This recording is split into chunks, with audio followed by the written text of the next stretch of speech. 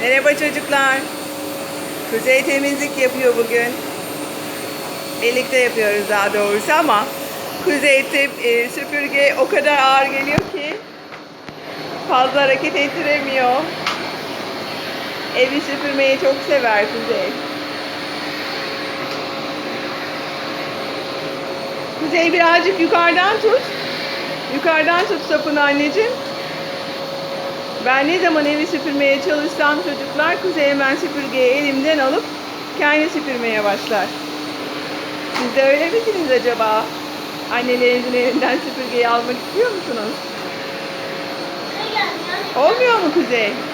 Oluyor. İleri doğru ittireceksin ucunu anneciğim. İleri doğru ittireceksin. Yere doğru öyle değil, havada tutma süpürgeyi. İttir. Halının üstüne süpüremiyor musun? Anne itiyorum gitmiyor. Gitmiyor çünkü çok ağır. Şuraları yap. Kaçlar? Evet.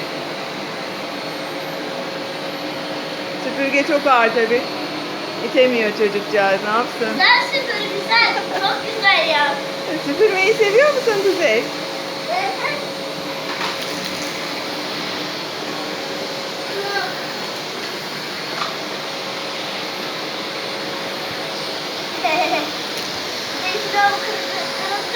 Hadi Kuzey biraz ben devam edeyim istersen. Yoruldun.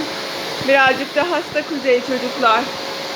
Havalar tabi soğumaya başladı artık. Kuzey arkadaşlarımıza bay bay diyelim. Bay bay. Okey.